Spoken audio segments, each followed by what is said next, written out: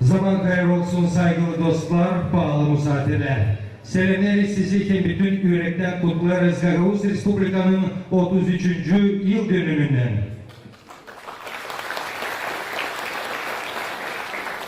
...33 yıl geri 1990. yılın Ağustos ayının 19'unda Moldova'nın üyeleri tarafından hepsi uğurlardan toplanan deputatlar açıkladılar, aynı kuruldu Gagavuz Respublikası.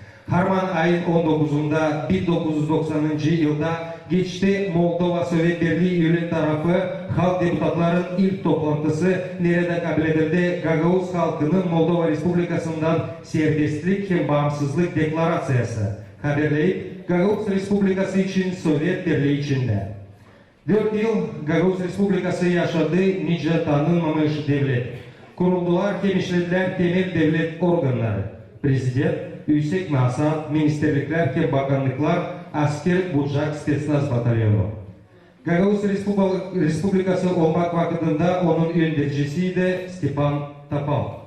Bugün de bizim Gagavuz'a ilerlesin diyene koyulur büyük kuvvet. Bugün bizim yurtumuzda bulunarlar. Gagavuzya Halk Topluluğu başı Dmitri Georgievich Konstantinov. Gagavuzya'nın başkanı Evgeniya Aleksandrovna Gusul. Gagavuzya Halk Topluluğu'nun deputatları, Bakanlık Komitesi'nin azaları hem Gagavuzya'nın primarları, Gagavuzya Yüksek Masat'ın deputatları, veteranlar, Gagavuz Respublikası'nın oluşumuna katılanlar, aksakallar hem din uğrunda hizmetçiler. Moldova Respublika'nın hem Gagavuzya'nın gimnaları karşılamak için teklif ederim, kalkarsınız.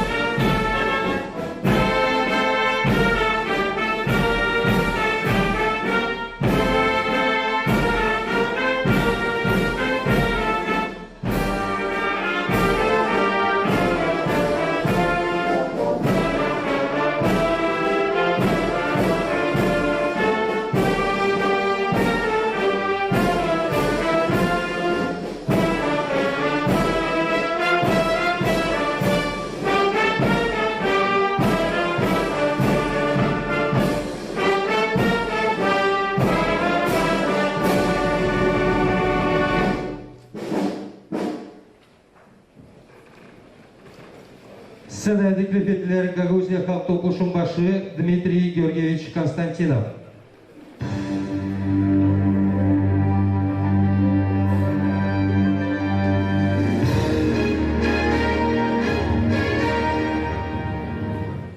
Zaman doyur olsun Gagauzya.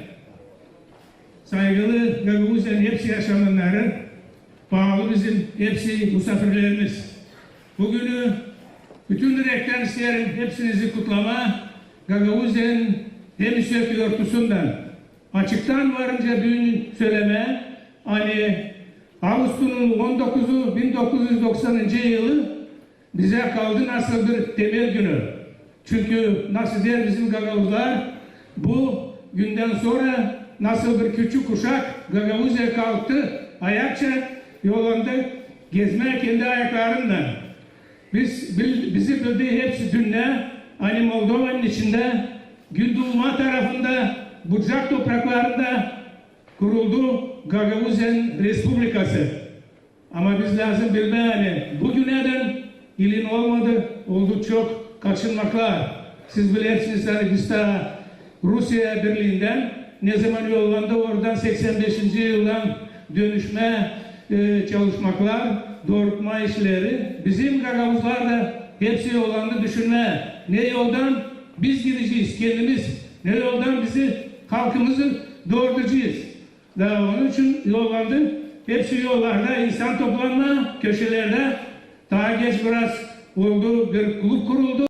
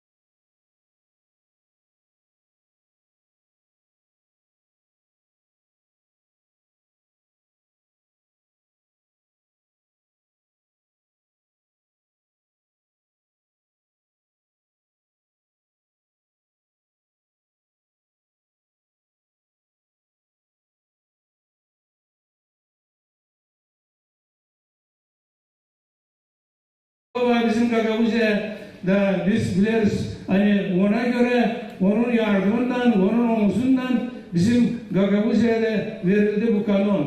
Bizde bitmedi yardım bu Türkiye bakın bu taraftan. Siz bilirsiniz hani çok yardım oldu Türkiye'den her taraftan. Dün her bir yoldan varınca gezmeye Gagavuzya'dan da görmeye ne kadar yardım oldu bize. Biz söylemeye bizim Türk kardeşlerimize hani çok sağ olunuz. Hani siz bizi bırakmıyorsunuz zor vakitlerde. Hem de bilirsiniz hani ne zaman zor vakitlerde sizler de olacak. Ne kadar bizim kuvvetimiz olacak. Biz de sizin yanınızda olacağız yardımcı size. Biz bu lazım söylemeye hani ta ilk günlerden avtonomimiz bizim ne zaman kuruldu? Yardım çok oldu bizim Avrupa tarafından da kardeşlerimizden. Çok yardımlar oldu okullarda da, kreşlerde de, uşak başlarında oldu büyük yardımlar. Onun için biz söyleriz onlara da çok sağ olunuz. Hani bizim yanımızda oldunuz. Büyük bağlantılar bizde var bizim komşularla da, Ukrayna'yla da, Rumanya'dan da yardım da oldu orada. Onlara da söyleriz hani biz bunu unutmayız, biz bunu biliriz. Sağ olun. İsterim bir laf söylemeye Rus için. Уважаемые друзья, не могу не сказать о наших русских друзьях, партнерах, дорогих наших друзей. Много времена мы жили рядом и забыть об этом, конечно же, Гагаузия никак не может. Мы помним всю помощь, которую оказывала нам Российская Федерация, когда нам было очень сложно. Во времена, вы знаете, много было получено зерна, получено было топливо, и продолжалась помощь, и до сегодняшнего дня, вы знаете, скорая помощь получала технику, получали пожарную систему, и многие примарии получали технику. Мы это не забудем. Мы понимаем, что вся эта помощь была нецеленаправленная, и не какая-то направленность была, потому что Гагаузия, мы уже говорили, что если эта помощь направляется с какими-то условиями, тогда Гагаузия это не понимает и условия не принимает. Потому что дружить с кем-то, помогать какую-то, получать какую-то помощь и идти против кого-то, Гагаузия это не понимает, и весь мир этого не понимает. Поэтому Гагаузия и пошла по другому пути. Saygılı dostlar, lazım da burada açma bir konuşu ne için bize büyük de söylerler hani biz Rusya tarafını pek yakın tutarız. Rusya'yı sayılırız agresör. Biz söyledik hem de büyük de isteriz söylemeye. Bizim komşularda bizde yaşar burada bizim Gagavuzlar. Bizim kısımlar yaşar burada. Bizim arkadaşlarımız yaşar burada. Biz yokunca onlara karşı gitme. Çünkü Rusya'da da bizim çok insanımız büyük de çalışır. Bizim orada var da kısımlarımız çok hani yaşarlar şimdi orada. Biz yokunca onlardan da bir tarafa gitme. Biz söyleriz hani Gagavuzya bizim söyler hani bu cengi lazım durgutma. Bu bize dil lazım Gagavuzlara. Dil bakın burada. Ama bütün dünyada biz cengi kayıp gitmeyiz ona. Biz karşı gideriz buna. Çünkü biliriz hani çok insan kaybeder burada. Bu dil doğru. Ama bizim komşularda orada bir halk. Onlar birbirini kardeş kardeşine giderle karşı şimdi. Çok insan siz bilirsiniz hani gezdi Rusya aslında bizden Gagavuzlar. Kaldı gençler orada. Şimdi gençler gelir ve cenk etmeye babalarına karşı. Bu da dil doğru. Biz bunu anlarız. Biz deriz masanın dolayında toplansınlar da durgunsun bu iş. Biz farklı böyle ama biz göreriz başkası der. Yok. Bu lazım bitsin farklı cenk elinde kırlarda. Böyle de nasıl biz böyle bir kimse dillerince böyle durgutma cengi. Onun için ne kasatsa olur bu tarafından biz bunu lazım açıktan söylemeye söyledik söyleriz tabi. Biz buna baklarız doğru. Saygılı dostlar. Şimdi biz söyleriz hani 1994. yıllar nasıl biz avtonomimizi biz kabul ettik. O zaman yollandık. Daha bağımsız gitmeye, daha serbest gitmeye. Siz bilirsiniz bizim Gagavuzya'yı gün günden bütün dünyada daha iyi yollandılar bilmeye. Çünkü bizim yollandılar bayraklar kalkma, çok devletlerde, bütün dünyanın içinde bizim kulturamız yollandı gezmeye, her yerde öğrendiler bizim gagavuzları. Bizim çalgıcılar, oynacılar gezerler, her yerde gösterirler bizim türküleri, bizim oyunları, bizim kişiler kitapları gösterirler, broşuraları, bizim tradisiyalarla öğrenirler, nasıl bizim gagavuzlar yaşarlar. Onuştan günden Gagavuzi bizim kahveleşir, nasıl da hepsi dünle. Lazım orada söylemeye tabi bir iş, hani biz Gagavuzi, bizi ayırdılar göndercileri buraya. Hani biz gitme insan için, duyma onların duygularını, ne bekler insan bizden. Biz lazım öyle yapmamaklar insan bir adım ileri doğru gitsin. Çünkü biz görüyoruz hani autonomimiz zor gidiyor. Biz yokunca söyleme hani bizde doğrular işler. Kaç yıl, 33 yıl gideriz ama her bir sıra bizde yıldan her bir problemler oluyor. Ama biz lazım anlama, hani biz yaşarız hepsimiz bu devlette bir yerde Moldova'da, bu bizimdir ailemiz, это наша общая семья, и мы должны здесь разобраться вместе. Только этот путь реальный. Bakın bu yoldan, başka yol yok, başka yol kötü yollar. Biz onları dil doğru bulacağız. Biz lazım anlama tabir işleri, küçük avtonomiler, her bir dünyada, her yerde zor onlarda. Biz vardır gezdik çok avtonomi. 80 yıl var hangi avtonomiler çalışır, büyük problemler onlarda da var. Ama biz anlarız hani küçük devletlerde de var. Çünkü büyük öyle geopolitika gider. Hani büyük hegemonlar her yere gösterirler kendini. Ama büyük değişir yavaş yavaş işler. Siz görürsünüz hegemondan aldılar kamçıyı, tezde alışıklar terbiyeleri de yollancık bizim küçük devletlerin sesi de işitilme. Biz bekleriz bu vakitleri. Biz lazım anlama, hani bizim insanın duygularını sesleme. Biz lazım bilme. Hani biz geldik buraya, dil parkına oturma, o büyük skavunlarda da döndürmeye kendimizi öte bir yana ama geldik. Düşünmeye insan için. Da insan bunu duysun hani biz bunun için geldik. Çünkü hepsi lazım anlasın. Hani bizde hepsinizde, sizde bu vakit, bu yaşamakta kısa bir vakit. Da onu lazım göstermeye iyi kendini. Da anılmış kalıcı sonra ileri doğru nasıl ne kadar biz bakım yaptık iyilik insana, ne kadar biz doğruluk yaptık, ne kadar biz yardım yaptık devlete, insana hepsimize dolayında. Biz inanıyoruz hani bizim autonomimiz yerinde durmayacak, zorluklar var ama biz onu işte buradan sizinle bulunuyoruz. Hani onları kendimiz lazım bulma ucunu. Ben inanıyorum hani autonomi bu işi bulacak kendisi. Bunun için isterim söylemek size sağ olun, spasiba, Gagavuz yeri ileri.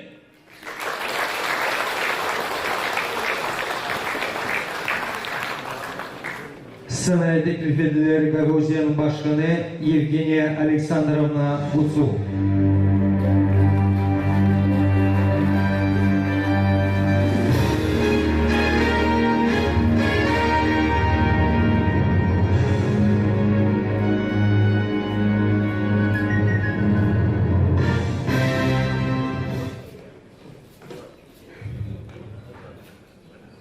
Здравствуйте, уважаемые депутаты Народного собрания Гагаузии. В начале своего выступления я хотела бы поздравить вас с очередной годовщиной.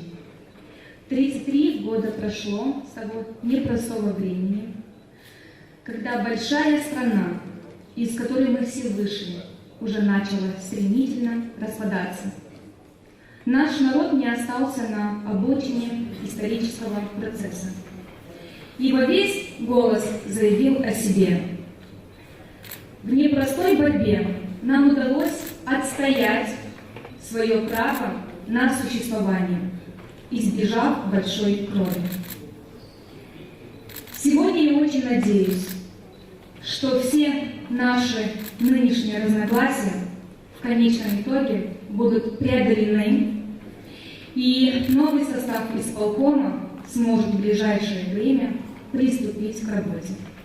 Уверена, что, может, мы и смотрим по-разному на некоторые вещи, но конечная цель у нас одна.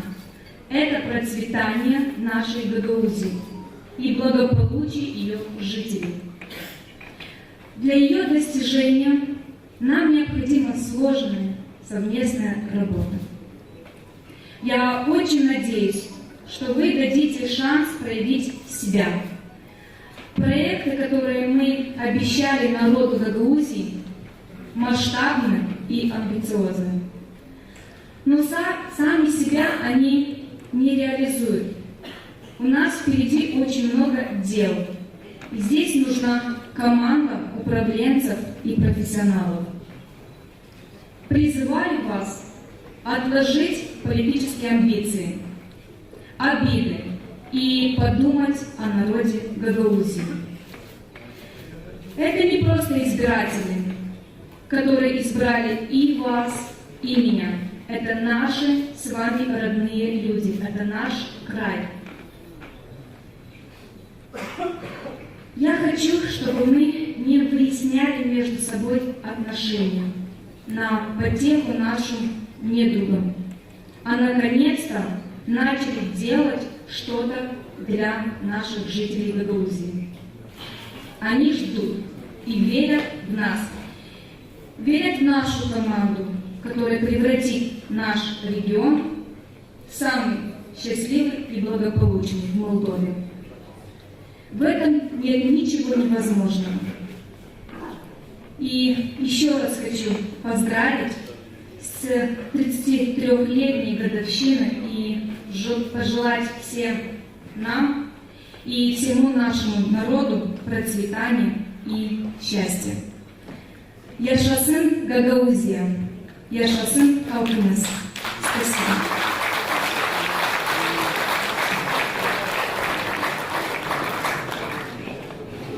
Söz verilir Gagauz Respublikasının Yüksek Nasatının başına Gagauzya Halk Topluluğu'nun ikinci dönemin deputatına Mikhail Vasilievic'e tebrik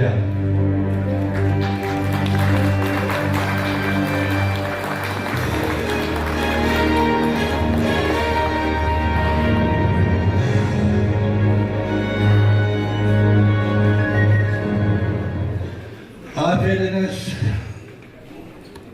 30 yıl geçti, ben kaçanlar veren cevayırlar, sizinle birlikte. Gagavuz patriotları, biz dün toplandık bu güzel zal içinde. Ben hepsinizi bilirim, tanırım, severim, tutarım aklımda o yılları. Kim nasıl yaptı? Hepsinizi kutlarım bu büyük güzel anılmış yurtuyla. Ama biz duyarız, geçer yıllar, biz ihtiyarlarız. Yok bizim yanımızda şimdi. Biz onları lazım sayma, bilme, bilsin onların hısımları, anaları, babaları, uşakları, hani onlar kendi yaşamasını vermediler canım. Ben de ilk laf isterim Rus dilinde de söyleme. Ben Gagavuzcu'dan çekettim. Zerim bizi her taraftan kötülerler, hani biz Gagavuzcu ulu deriz, Gagavuzcu biliniriz. Burada var bizim de yanlışlığımız. Niçin biz birazcık geldik böyle vakıda. Я хочу сказать несколько слов и на русском языке. Проходят годы, как я сказал, мы стареем, и нам хочется больше уважения со стороны властей. Вот и вы, прохаживаясь по улицам города Камрата, столицы города Камрата, где произошла революция и мы добились независимости, скажите, хоть кто-то из вас здесь, а может быть в селах, где хоть один транспарант увидел с надписью «Гагаузская республика». Слава Гагаузской Республике! Да здравствует Гагаузская Республика! Мы виноваты в этом. Посмотрите, камрады, мы обращались в Совет старейшин несколько лет тому назад. Поменяйте дату Дня города. В августе один день, прекрасный день, как память нашего народа, подвиг нашего народа, день образования Гагаузской Республики. И этот месяц должен весь месяц работать на эту дату. Чествовать ветеранов, концерты и так далее, встречи, все. Поменяйте на сентябрь, октябрь, июнь, найдете. Где у вас написано, что 18-19 августа совпадает город образован, день города. Советники, будьте тоже патриотами, уважайте подвиг народа, своих отцов.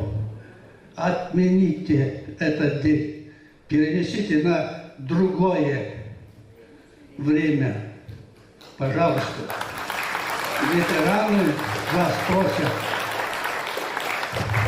И тогда на другом уровне и это мероприятие будет проходить. И не забудьте о ветеранах. Многие ушли, но остались те, которые нуждаются в поддержке.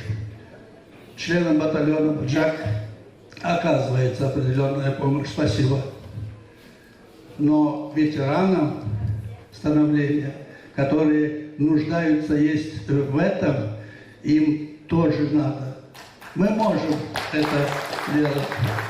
Не будет слишком большая обуза для бюджета. Эти люди заслужили такую память.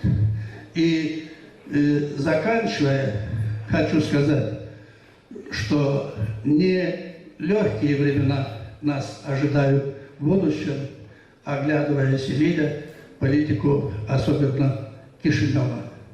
И поэтому мы, гагаузы, как малочисленный народ, как гордый народ, свободолюбивый, мы должны определиться, мы должны знать, что мы в составе Республики Молдова, но мы с Молдовой должны отстаивать нейтральность этого государства, его неделимость, и ни в коем случае походы запрут объединение.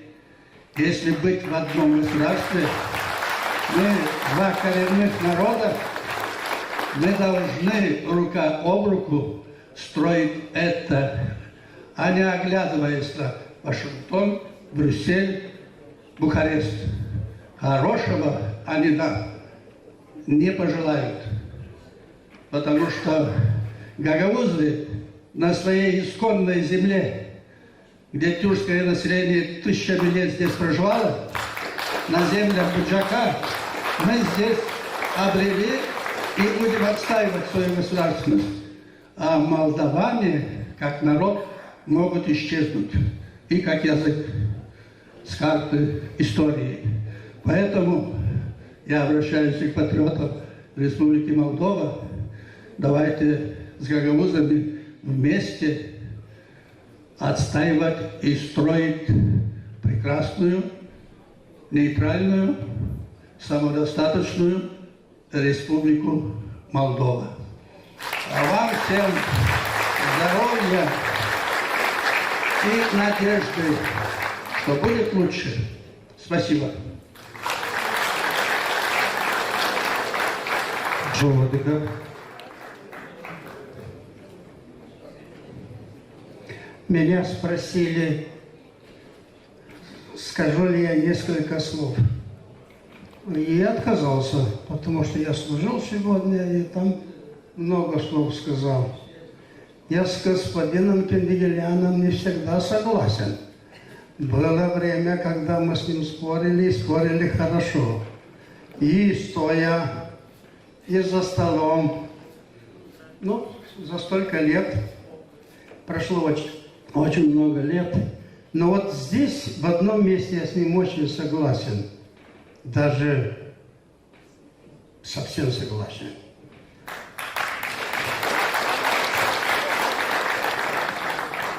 Когда я был назначен в эти места правящим архиереем, в Камрате, День города, был когда?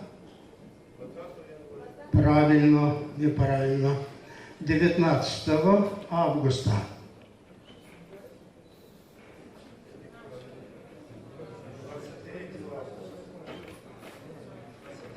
Я помню 19-е. А? Я помню, что обратился к Народному собранию с просьбой, чтобы перенести День города. Потому что 19 августа, Преображение Господне, это время Успенского поста. И ради вот этого торжества праздника Святая Церковь благословила послабление. Рыбы можно кушать в этот день. И я не уверен, что в день города Камрата все празднующие кушают рыбу только. И больше ничего. И не знаю, все ли тогда члены Народного собрания разговаривали по-гагаузски, не помню.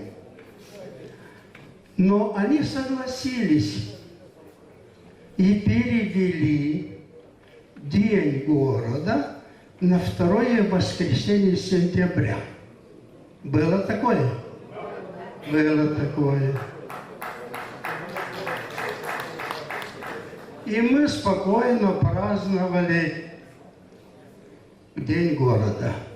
Да, говорят люди, они все у нас пост держат, они и так кушают, что так.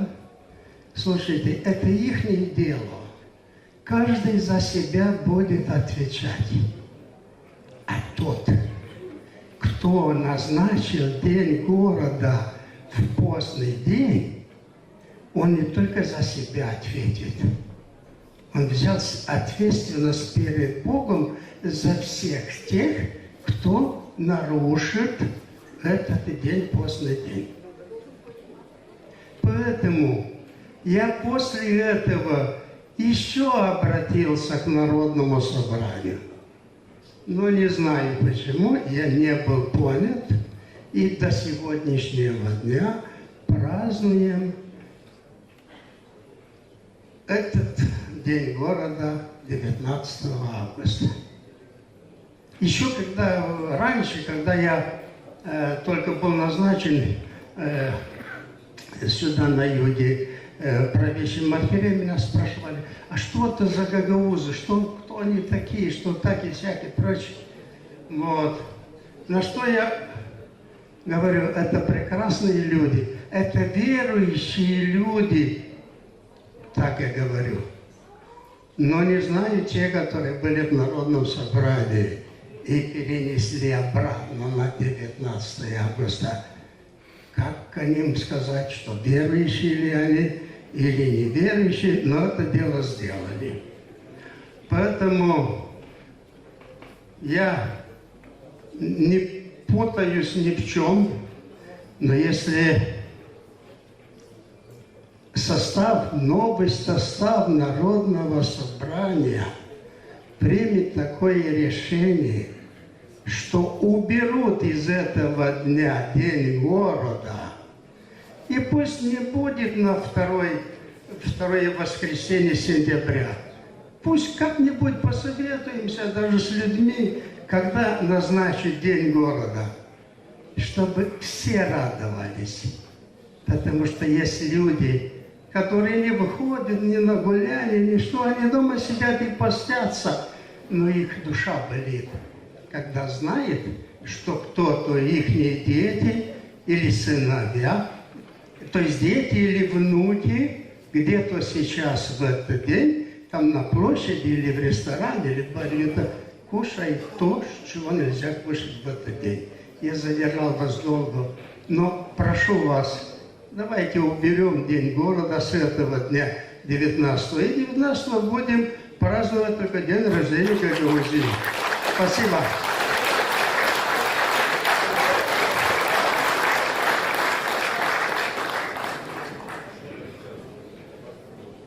Sıraya teklif edilir Kıpçak Kürt primarı Moldova Parlamentin 17. 18. 19. dönemin deputatı Gagauzya primarlarının birliği başı Oleg Fedorovich Garizan.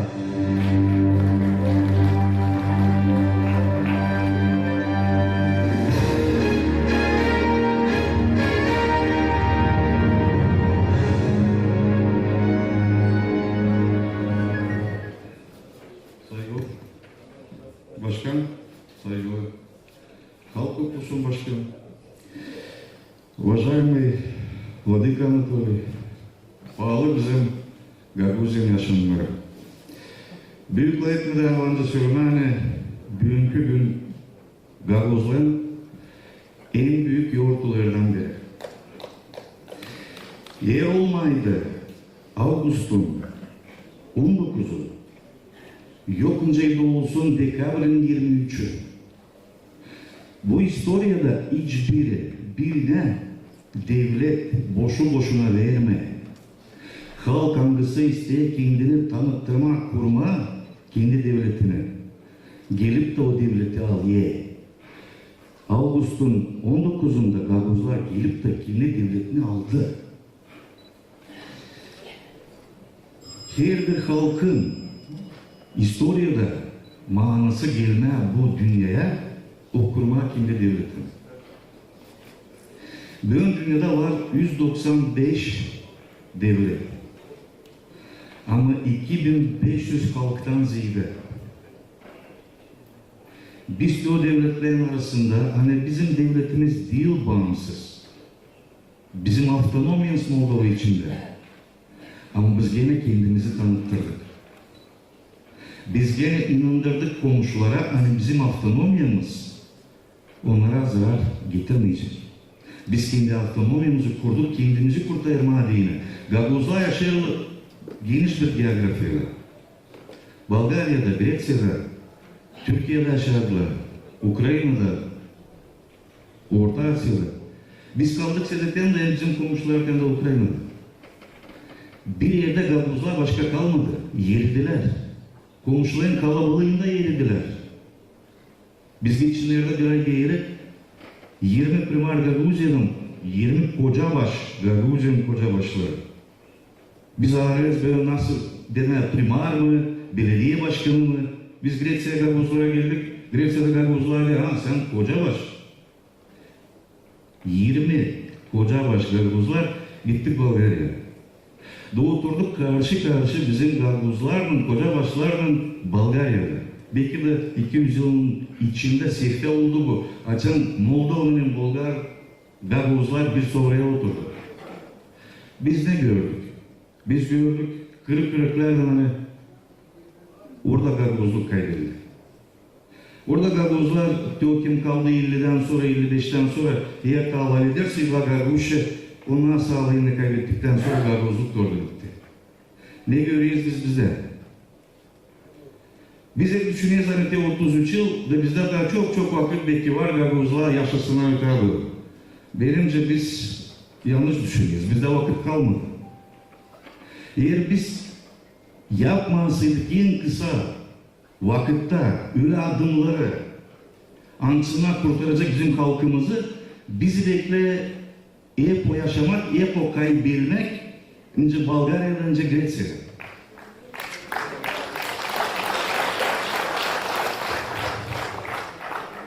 Bizim uşaklarımız şkolalarda gitgide daha ziyadesi başlayan Gagauz. Yaslalarda daha da ziyade. Ben şaşayım açan görüyen büyük insanları ansına çarpma, Rusça ikila bağlama, zor bağlarla ama kendi uyukalarından savaşıyorlar Rusçalarıyla. Nasıl biz isteriz kurtarmak kendi halkımızı, nasıl biz isteriz brahma da benzemek kendi babalarımıza. Biz istemeyiz komşuların uşaklığı benzesin bize. Biz isteriz bizim uşaklığı bize benzesin de komşular benzesin. Onun için bugün Ağustos'un 19'u belki birazı saymaya, belki birazı düşünüyor halde biz Respublikayı kurduk, nasıl varınca olsun Gagavuzlar Moldova'nın içinde Respublikasını kurdular. Kurduk, istedik de kurduk. Bir de sormadık da sormayacağız da ama anlaşa bizim komşularla kurabildik. Moldova'nın en başka kardeşlerine kan dökmedik. Bunun en bir sorunu 33 yılda bizden başarılı layıkmaya nereden geldi Gagavuzlar? Altay'dan mı, Uğur'dan mı, Angıdere'nin boyundan mı, Yamaç'tan mı, Bayır'dan mı? 22 versiye varmış Gagavuzların gelmesine.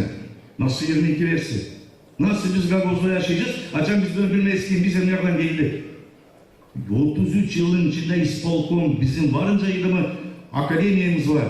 Bitti yetti. Var bir versiye, tekim biz. Bitti. Kimisi iki yazma yazısına öteye doğru. 30 versiye yazısında, 50 versiye yazısında. Ama açan bizim önünde elçiler çıkarırlardı. Biri söyler kim biz böyle, öbürler de çıkar söyler biz böyle. İkincisi tanıyacak uzman. Biz lazım bir nokta koyalım. Biz Gagavuzlar, bizim kökümüz ve bizim bayrağımız öteye doğru gene araştıralım. 33 yılda ismi yokuncayla bulalım iki genç çocuk. Nerede biz buluruz kendi dokumentlerimizi? Bir çocuklardan birisinin eski Osmanlı dilini Arap yazısında, bir dönem birisinin eski İtalyan dilinde derima yollanan arşivlerde okusunlar. İki çocuk lazım bize. Gagavuz'un halkı param bulamayıp onları beslene, hani onlar düşünmesine bir parça ekme, onlar size düşünsünler, bulmak o kıyafetleri ve çıkarma. Biz yazmadan kendi historiyamızı bir yazmayacak. Bir komşu bizim historiyamızı yazmayacak.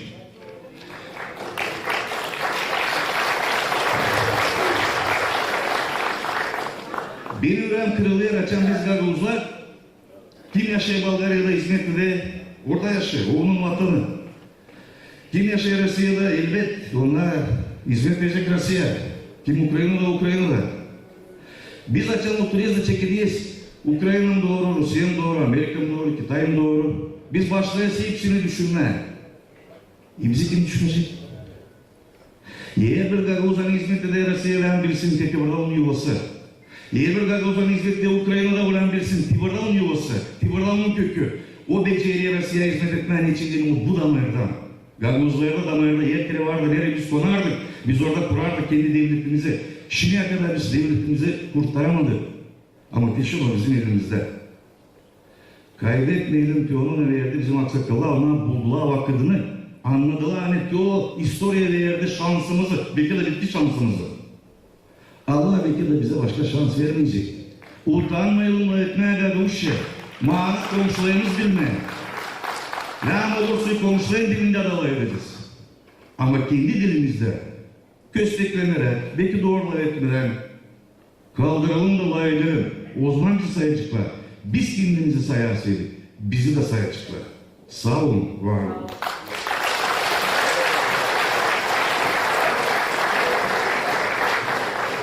Sıraya teklif ediler Gagavuz Respublikası'nın Yüksek Nasat'ın deputatı, Gagavuzya Halk Topluşu'nun 1. dönemin deputatı Konstantin Petrovich Tavuşanjır.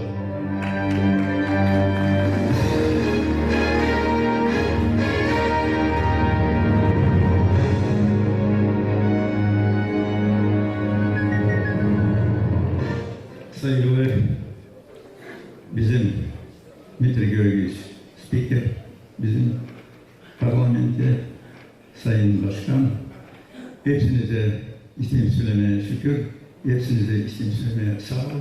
Ama bu yıla yetiştik. Gagavuzlarda var bir söz. Yıllar gidiyle çatı sarılı, biz hep iftiharlıyız. Biz Mikhail Vasilyevic'in ağırlığından gidiyiz. Yavaşlık bize gel lazım. İki iş.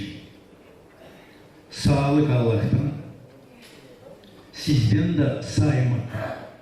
Saygılı. Mikhail Vasilievich çok doğru söyledi. Ben koyayım imzayı. Garizan çok doğru söyledi. Ben sana ekleyeceğim. bunları. Ne lazım? Belki biri düşünecek ki olayı ilerideki motoru biz size ne yapayım, ne isteyiz ister? Küçücük, küçücük. Anayım baba yerde oturduğunuz onu kenarda mı? Oturduğunuz sofraya, masanın yanında. O nasıl bir tarafından mı? Onu saymayınız mı? Anayı, babayı, hani büyüttü sizi. Sayınız, oturduğunuz, nereye? İleri oturduğunuz. Nerede biz oturduğunuz bizim patriotlara? Söyleyin nerede? De orada, de orada kenarda. De, buradan göreyim, de. Çadırın patriotlar, onlar orada mı lan otursunlar? 4 sıra lazım, protokol varsaydı burada. Da onlar otursunlar, midalyalarına oturuyorlar, genç adamlara, İspalkun gençsiniz, oturacaksınız bir tarafta. Yok ki oturtma, büyük yaşta bunları bir sanayım hani, kim protokolü götüreyim? 4 sıra koyun, buradan deneyecek saymak da yavaş yavaş tutun. Burada yanlışlık çok oluyor. O adam, kim hani anlı yanlışlığı da doğru değil, o ileri gidecek. Kim hani yanlışlık o ileri yer zamanda bir şey doğruluk mu? Kenaz gagavuz değil için. Kenaz garisan söyledi, daha 30 yıl söyleyeceğiz. Da bir adım yapmıyor. İsim söyleme yani gagavuz'a ben gençler için, kısadan söylemeye gençler için. Benim arkadaşlarım burada kiminle biz yaptık bu avtonomiyi. Onlar o az biriyle nasıl kuruldu bu üniversitede, nasıl kuruldu bu avtonomiya? Biz yaptık 90. yılda 2 büyük adım. Anıldık bütün dünyaya nasıl gagavuzlar kurdular. Bütün soyuzda yoktu. Yıl gagavuzda bütün dünya bunun için söylerdi. 95'te geldiler yüreğine nasıl proje yaptı bu gagavuzlar? Bir bizi gelmedi fikir vermeye. OBS geliyle gidiyorlar. Moskova'dan geliyle gidiyorlar. Nasıl fikirler, nasıl çözeceğiz? Gazetede aklınıza getirirsiniz, gazete İzvestiye Moskova'da yazdı. Кто развяжет Гагаузский узел? Kim çözecek o düğünü? Oraya lazım çok fikirli adamlar. Hani lazım çözsün o düğünü. O düğünü çözmeye öyle, hani koruma bizim gençleri biz azız. Bizi kollememe, cenk olmasın, kan dökmeme, nasıl onu yapma? Bir, ikinci de avtonomi yapma, nasıl? Lazım çözmeye öyle bir proje, hani unikal yok. Bir bizi yönetmedi, biz kendimiz. Gagavuzlar, ilkisi yok. Gagavuzlar burada yaptığı o projekti 91'de April, ben tutayım aklımda parlamente koyduk. Burada buzlarcıysa Piotr İliç, o bitirtti onu. Ama çeketmesi oldu, Çivişli'den çeketti. Çeketmesi oldu, Çivişli'den aşağı biz yer verdik Kadırkaya'ya. Hadi biz tuzacağız, hadi biz düzeceğiz, hadi biz yapacağız bir proje, hani yarayacak size de bize de. Bir isim söylemeye bir filosofya, benim filosofyam. Aşağı 2 kişi dövüşüyorlar. Kim yenisi? İkisi de kan döküyorlar. İkisi de taratıyorlar. Kısadan isim söyleme yani 90. yılda biz hepsimiz yensedik. Biz hepsimiz taradık. Biz çıktık bu işten hani de koruduk bizim. Более того, я хочу сказать, одновременно победили и гагаузы, и молдаване, чтобы все знали, каким образом все это произошло. Поэтому я обращаюсь к молодежи, прежде всего, которые не знают. А теперь о наших проблемах. Да, мы сделали 2 шага, мы патриоты. А потом 1 шаг назад. Мы не могли себе представить, что придет такой момент, когда не будет автономии. Сегодня нет автономии, есть район один, поверьте. Я как экономист заверяю, нет сегодня автономии, есть оболочка одна. Нет гагаузского языка, правильно сказано. Ведь мы получили автономию сохранения гагаузского языка, нет его, стирается. Парадокс на весь мир. Звучит этот парадокс. Гагаузская автономия без гагаузского языка. Neydi bu? Kaç yıl sürüyoruz nasıl sağır bir işitmeye. Geldiler 4 yıla, gittiler 4 yıldan sonra gene gidiyorlar, gene bize bu ilişki. İsim söyleme yani. 2010 yılda, 2010, давайте я на русском. В 2010 году Международная организация ЮНЕСКО включил гагаузский язык в реестр исчезающих языков мира. 2010. Наш Башкан был тогда, реагировал 0, полное молчание. Народное собрание 0, полное молчание. Добров дал в суд. Сегодня в суде идут эти материалы. он обвиняет руководство Гагаузии, которое игнорирует, значит, гагаузский язык как основная часть нашего этноса. Еще одно я хочу сказать, это мое кредо. Не будет гагаузского языка, не будет автономии. Все, приехали. Без гагаузского языка это настоящий гибрид. Мы устали об этом говорить. А теперь, когда мы говорим без гагауза, да, мы все из 3 частей. Первое. Статус. И мы кричим, притом так мы кричим. С нас берут статус, а у нас статуса взяли. Взяли полномочия. Неверно. Мы отдали. Мы гагауза отдали. А кто отдал? А кто сидит в правительстве? Не башканы? С молчаливого согласия. Как и язык с молчаливого согласия. Значит, 3 проблемы. Первая проблема – это полномочия. Сейчас перед новым руководством стоит задача вернуть полномочия. Есть комиссия. Второе – экономика. У нас экономика интегрирована, экономики у нас своей экономики не существует. Те патенты, которые мы делали, те эксперименты, которые мы удачно делали, то, что мы предлагали автономно развивать, мы можем быстрее, тем не менее она не срабатывает. Нет такой автономии, экономической автономии. И третье – это язык, гагаузский язык. Теперь вопрос. А кто решит эти проблемы? Когда мы начинаем говорить, народ и бесковато, и без, я söyleyeyim kim diyor onlar. Kimi biz o zaman bakalım tavşanı sevgiliyseniz baksana kendi üniversitetine ne bakayım. Sen bak seninkilerine, ben bakayım bizimkilerine. Ben bakayım ne oldu üniversitede 92'de bildiğiniz nasıl? Kim bilmiyor onlara söyleyeceğim. Kime biz lazım bakalım kimden örnek alma? Profesör Tanasoglu Denis Nikolaevich. Anılmış adam patriarh гагаузской культуры. Ne yaptı o üniversitede? Çeketiği bir zasedание gidip getireceğiz bizim dilde. Denis Agabeev'in uçurum sovetleri. Kosti yavaş. Konsey yavaş yavaş Gagauzlarla Gagauzca, Ruslarla Rusça yavaş yavaş çıkardı. Niye gitti bu? 4 председатели райисполкома biri Çatalungadan, biri Taraklia'dan, biri de Balkaneş'ten yazıyla ministre alın Tanasoglu'yu kamerattan o nasyonalist uşaklarla selam veriyor Gagauzca. Geçi student ne diyor ona? Здравствуйте, ya diye gel buraya. Zaman hayır olsun. İlim avşam işte avşam hayır olsun. Bile oldu, biz görüp paradık, biz bekledik yani gelecek o vakit de bizim Gagavuz birlikim isteyecek alacaklar onlar. Ne yaptı bizim yöneticiler? Sustular burada, bak onlara kendilerine dil lazım bu diyor. И ведь güvenliği söylemeye. Kim var здесь çıkarsın bu problemalar? Личность делает всю политику.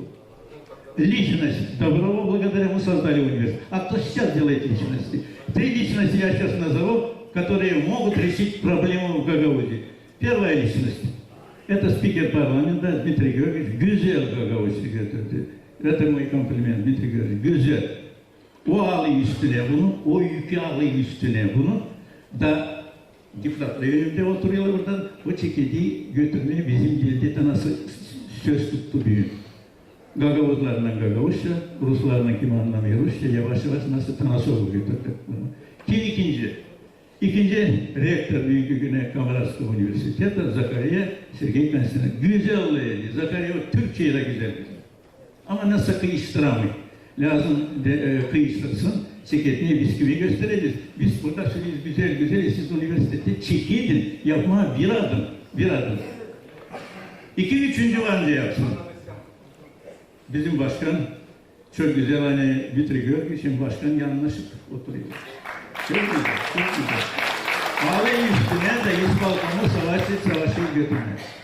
Ne için ben bunları söyleyeyim? Ne için ki yani problema bütün dünyada nasıl deficit hangi problem anlaşmamak? Bütün dünyada, bütün Avrupa'da anlaşmamak. 2 православных государства, Rusya ve Ukrayna, 2 kardeş. Dil üzerine binlerle ikisi. Onun için Dmitri Georgievic çok doğru söyledi. Biz Gagavuzlar karşı cenge. Biz kendimizi koruduk, lazım cenk olmasın. Hepsini isteyip kutlamayla biz bekliyoruz. Neden bizim Gagavuz yeri çıkacak görmeye. Sağ olun. Hepsine uzun emir.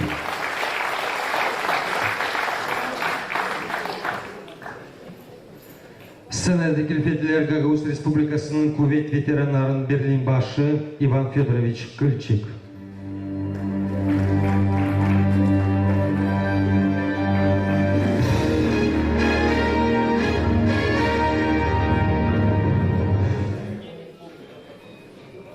Zaman hayır olsun saygılı dostlar, başkan, halk topluluğu, veteranlar, Gagavuz'da yaşayanlar. 33 yıl geri bu yerde, bu zalda her bir yerde oturan bir kişi. Burası dolu kaynağı bir insan. O zaman kuruldu bizim Gagavuz Respublikası. O zaman bizim halk, bizim patriotlar, bizim insan yanlışlık omuz omuza kondular, birlikte da oldu bizim Gagavuz Respublikası. Çok problemi vardı o zaman. Çok kişi gittik, çok Moldova'na gittiler karşı bize. Halk gördü. Hani biz yapmazlık bir şey koruma kendimizi biz kaybedeceğiz. Kaybedecek bizim dilimiz, kaybedecek bizim halk. Biz ince insan kalcıydık. Amaçtan dolaşıyorduk bu Rumunların içinden dolaşıyorduk Rumun. Biz bir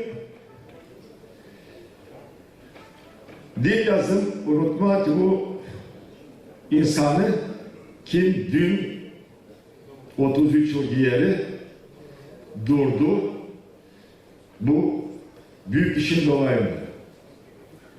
Bir yönümlü bir gün Gagavuzlar için. Yeni tarihte Gagavuz halkı da büyük gün yönümlü. Ta büyük gün, ta büyük yurtu Gagavuzlar için yok.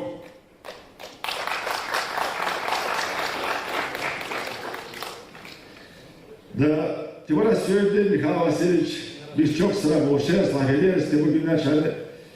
Bugünü bize her zaman bakırla doğaçtırma başka günlerden. Yötmesin bu bizim gün, yötmesin Gagavuzya, işitilmesin hani kurulduğu bizim devlet. Ben size söyleme, bizi saymadılar, bize de separatist. No bizim Gagavuz Respublikası doğdurdu bizim autonomyamızı. Da pakıcım 33 yıl geri nasıl biz yaptık bugün de bizler bir var autonomyamız. Valla pek zor söyleme. No, ben acıyla bakarım hani biz autonomiyi kam kaybederiz. Bu doğru. Kaybederiz biz nece? Kaybederiz biz bununla hani biz sayılırız o kişileri kim durdu, kim kurdu hafta bizim Respublika'yı. Buradan çekilir patriotizm. Söyleyeceğim size dün beri oldu bir случай için koptu. Geldi bizim kahramanlar, bizim komşular Pridnestrovye'den. Geldi onların sentral kanalı ortaya değil. Biz buluştuk. Daha diyorlar biz geldik kutlama Gagavuzları yapma bir röportaj ve gösterme bize Pridnestrovye'den hani siz yarın sizlerle büyük bir yurtum.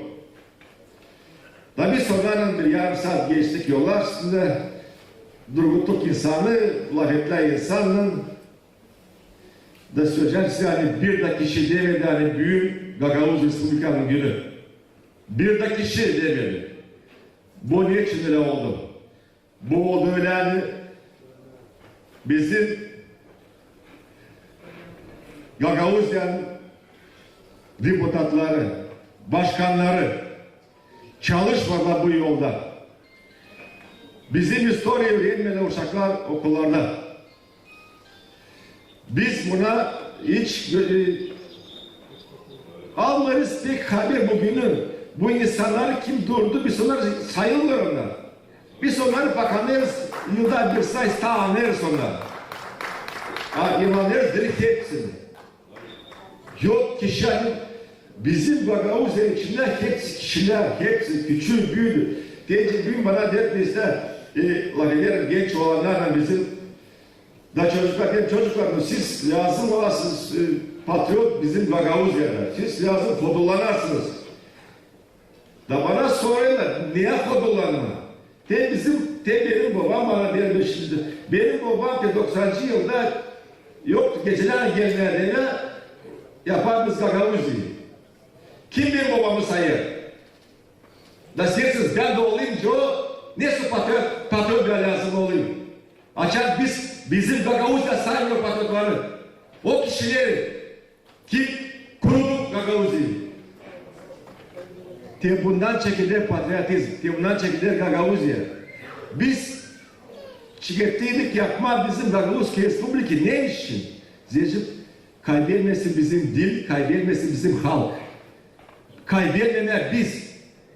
Bu en büyük ideyi. Da biz bunun dolayı toplandık. İnsan toplumda anlattılar hani biz kendi kendimizi korumazdık, bizi kimse korumayacak. Biz kaybedeceğiz. Da biz bundan gittik ileri. Bugünkü gün ne oldu? De söyledi, Garizan söyledi bir havası işte. Dil bizde kaybeler. Dil lazım olsun en yıl kurda. Buna denir halk. Açan halk konuşacak kendi dilinde. Başka dilleri bir süreci sinirine seçen lazım. Bir işlem gitmemize bir soru öğreniriz. Ben size söyleyeyim.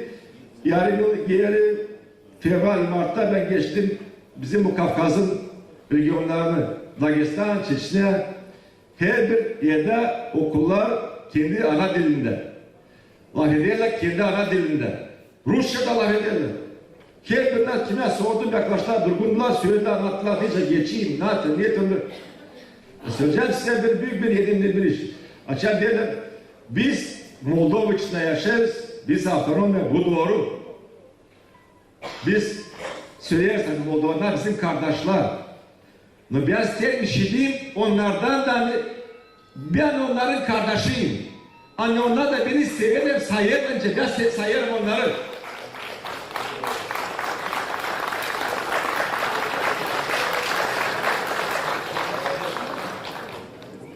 Ben söyleyeceğim size geçen Grozna'da Centralny onlar prospekt Putin'a.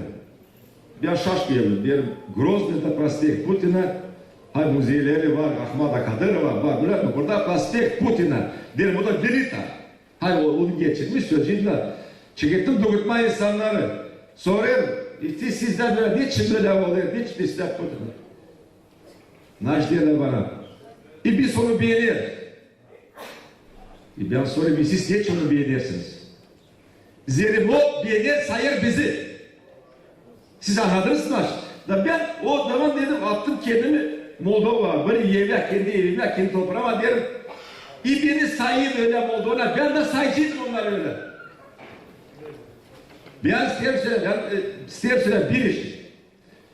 Biz dil yazıp biz hiç istemedik olma üstün bir kimseden. Biz istedik koruma bizim halkı, bizim dilimizi. Saysınlar bizi, sevsinler bizi. Ben görüyorum hani bende var umut. Hani bizim insan da anlayacak. Ben pek isterim utanır deputatlar sizin yerinizde büyük kuvvetler sizin yerinizde.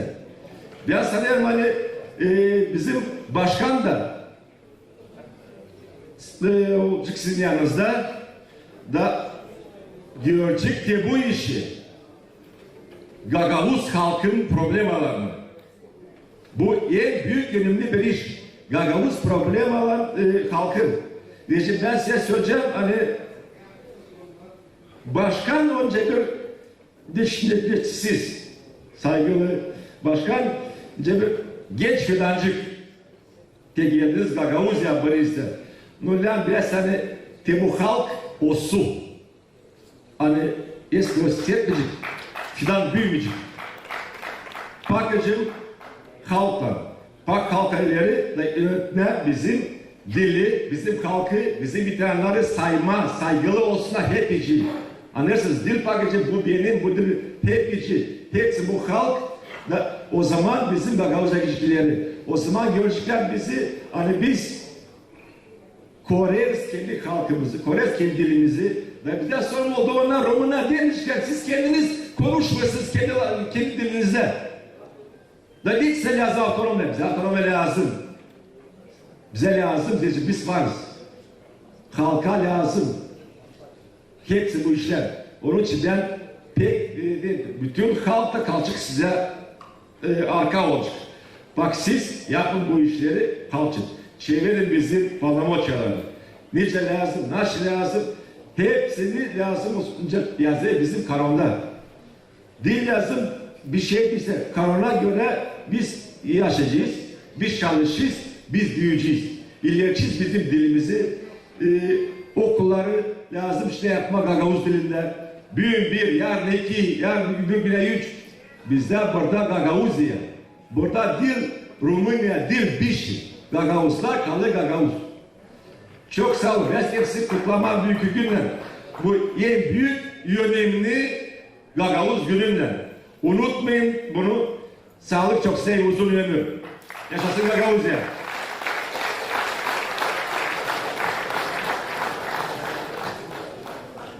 Scenaya teklif edilir Moldova Respublikasının parlamentin ex-deputatı, Gagavuz Respublikasının kurucularından biri Dr. Vladimir Dmitrievich Kapanjı.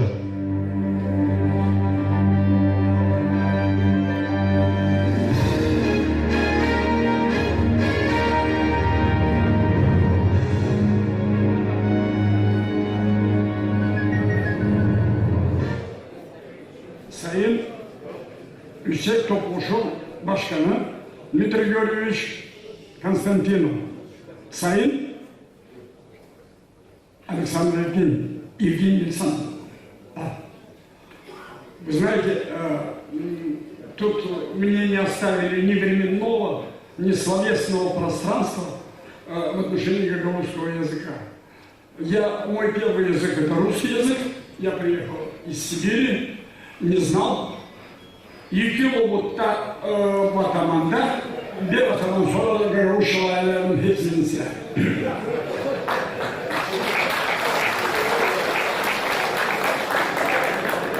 Поэтому я вам скажу другое. У меня ассоциации в этом зале в феврале 1989 года мне довелось провозглашать «Да здравствует Гагаузско-Болгарская автономная республика». Если это запишут, думаю, история есть. Я в нее уже зашел, так сказать. Ну, что хочу сказать. Мы много говорим о себе хорошего, это хорошо, праздник. О плохом не будем говорить сегодня. О плохом будем за стаканом вина. Вот. Хотя нельзя. Отец Анатолий запретил. Вот. Я что хочу сказать. С нами была большая хохма, а потом один работник КГБ мне мозги на место поставил. Мы должны были ехать к Горбачеву, чтобы просить Гагаузскую республику. Добирались кто откуда. Я лично из Разделья. В общем, разными путями, почти как большевики, с разных мест мы ехали в Москву. А оказалось, КГБ о всем этом знал. Вот. Но это так. Но, вы знаете, смотрю на этот зал. Ну, я не скажу, что Дом культуры Камрадский был обшарпанный. Но тут, понимаете, тут даже лучше европейского варианта. Было бы неплохо, если бы зал оставался таким же, но люди жили вот так, наши гагаузы. Вот это другое. А, к сожалению, большое. Мы делаем сами себе комплименты, но мы не говорим об уровне жизни землячего двора. как-то я выступал в Конгрессе Соединенных Штатов Америки, и кто-то, как конгрессмены, там библиотека, и там заходят, выходят, и какой-то нашелся душный, толковый конгрессмен, белый, и задает вопрос. Мистер, как ваш фамилия? Я говорю, правильно, для вас, американцев, Копанджи. Мистер Копанджи, а не кажется ли вам, что вы своей автономией или республикой ущемите права титульного народа? А ben Gagavuz, Gagavuz ne? Ülkesi burnusunda çıktı şeytanların. Да верим, только не американскому народу это говорить. Потому что они уничтожили негров миллионы, они уничтожили много, миллионы индейцев, вот gelmiş bana mana bulma. Да дело не в этом. Знаете еще, что я хотел бы сказать? Остальное вы сказали. Мы, гагаузы, добились чудесного результата. Я до сих пор им восхищаюсь. Везде онлайн. Но с нами, гагаузами, проделали великолепный эксперимент. Онлайн-выборы Башкана, онлайн получайте.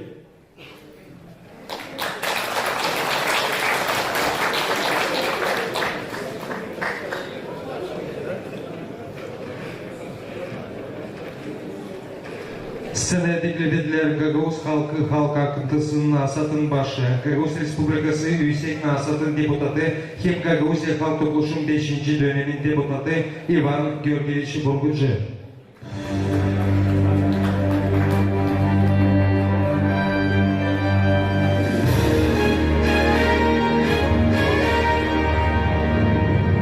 Bize kutlarım, anlayamayan baktınız, reglamент pek kısadan söyleyeceğim.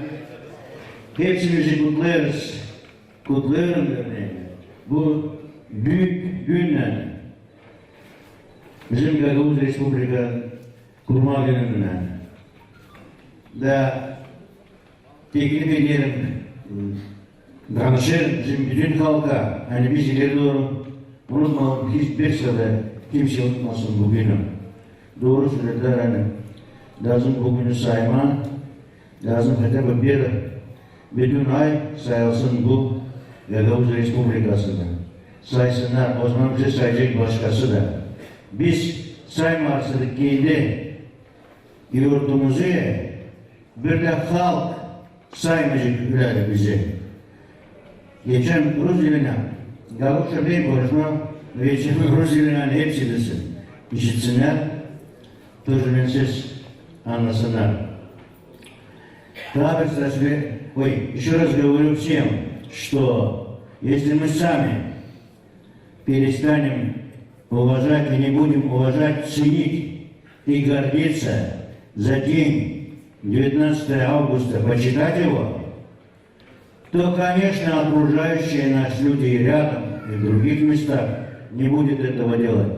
Я всегда говорил и продолжаю говорить, что наше спасение в неукоснительном соблюдении всех норм закона.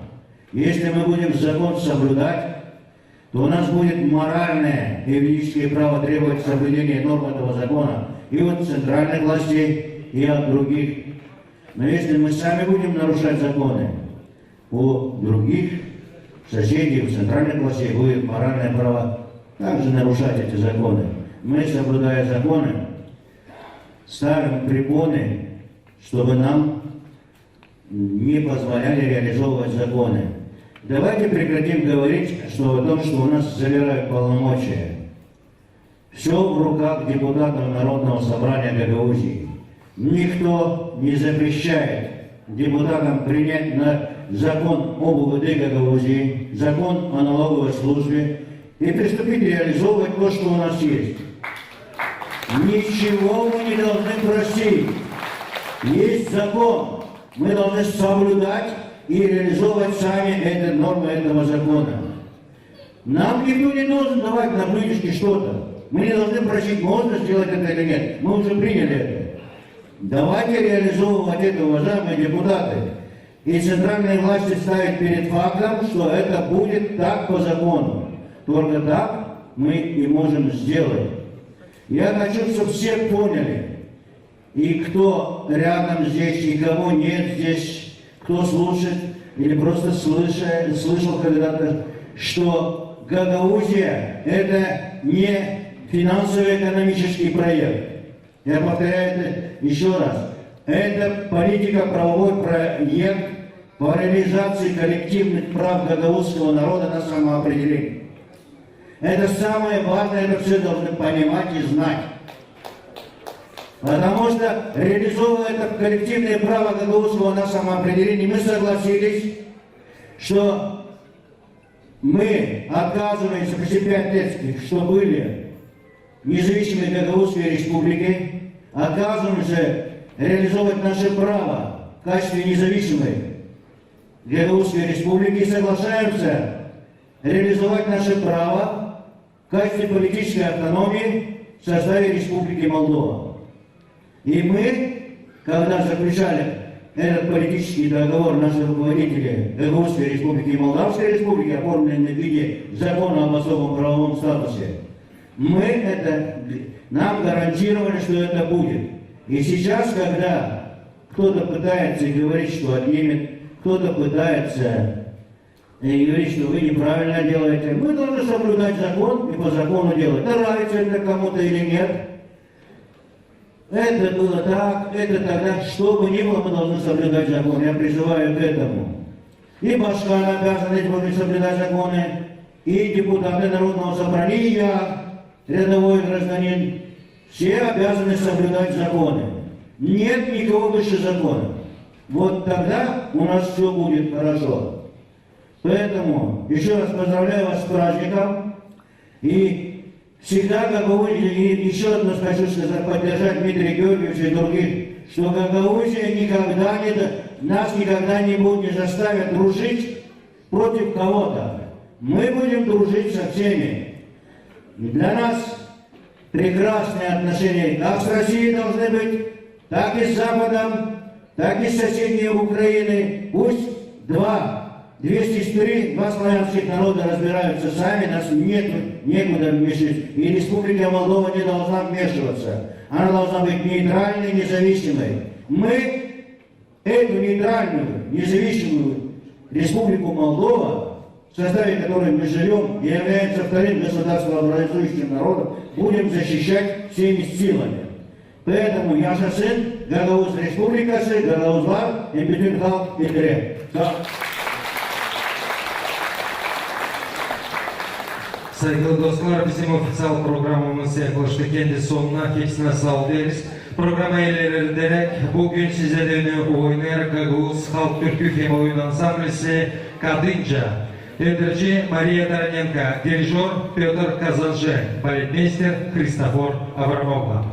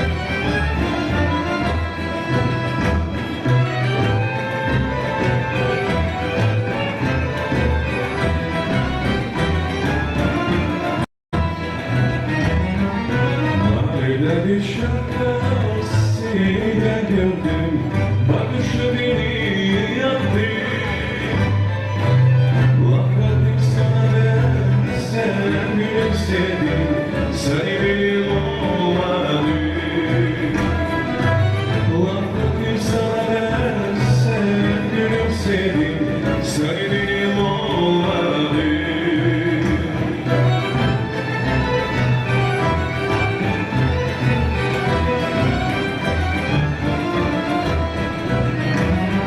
Gelsene bana sen, gelsene mani kız.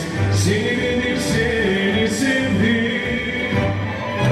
Seni istedim ben, seni çok sevdim. Seni benim olmadı. Seni istedim ben, seni çok sevdim. Seni benim olmadı.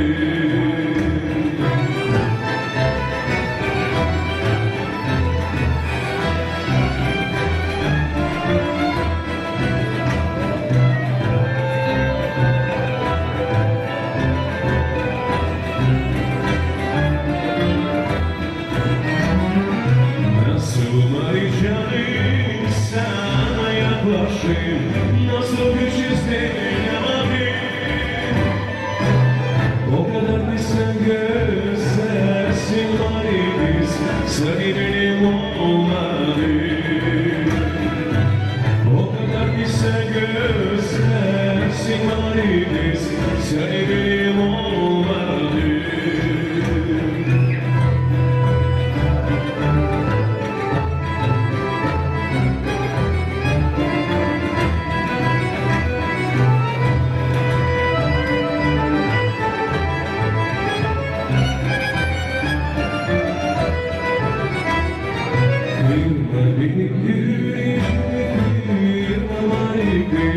Benim canım benim sevgilim.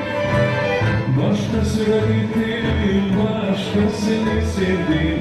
Seni benim olmadı.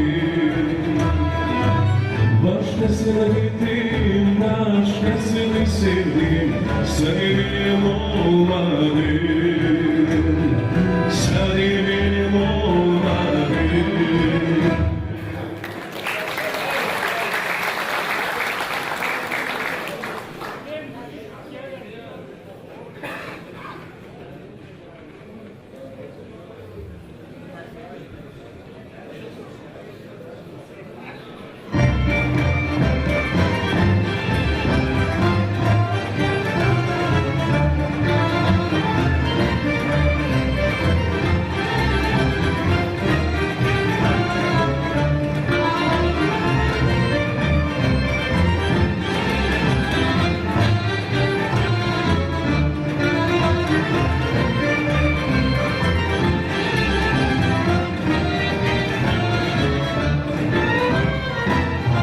Olmadan şeylerine yaşamayacağım da seninle.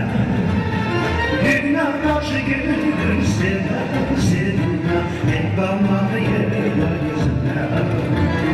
Dünya karşı gelir seninle hep kalmadı yerler yüzüne. Şimdi vakit olsun yaşama, yaşamaya ağlatma. Bu yaşamayı boş ver, yaşama, hep de kısmetli olma. Bu yaşamayı boş ver, yaşama, hep de kısmetli olma.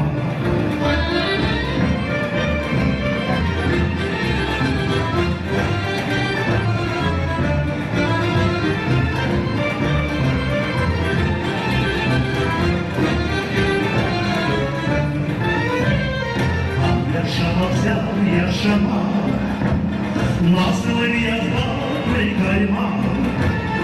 Ha yaşamaksan güzel yaşama, yekle balca tabanma. Ha yaşamaksan güzel yaşama, yekle balca tabanma.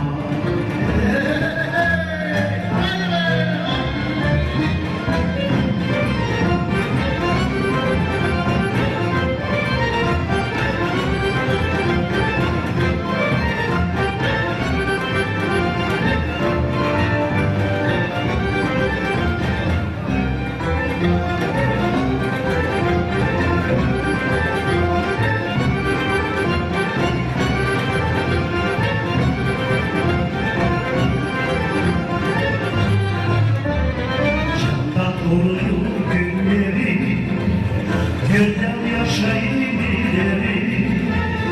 Yazıyı yaşarken güzel yaklaşma, takvimine koyma. Yazıyı yaşarken güzel yaklaşma, takvimine koyma. Güne karşı gülür sevcan seninle, güne karşı gülür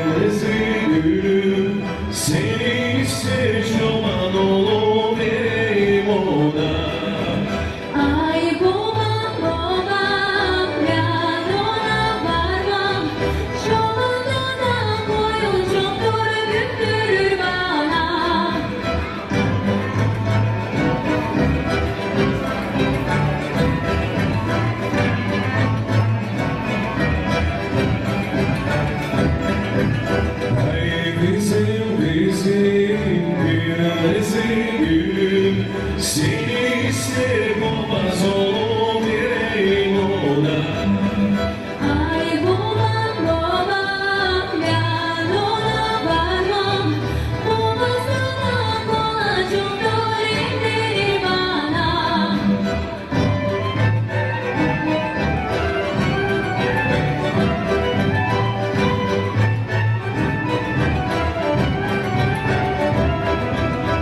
Ay kızım kızım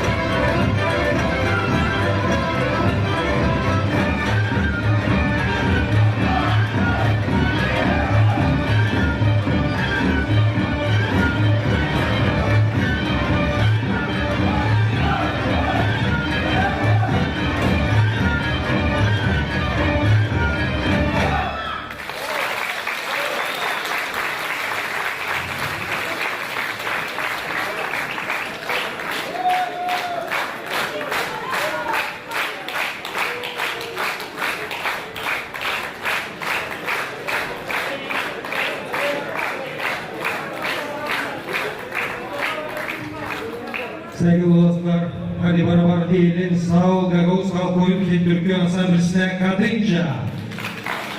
Öndürücü Maria Taranenko, dirijör Petr Kazanjı, baletmeister Kristofor Abramogla. Sağ ol deriz bizim solistlere, sağ ol deriz dans kolektivi, hem sağ ol deriz orkestra.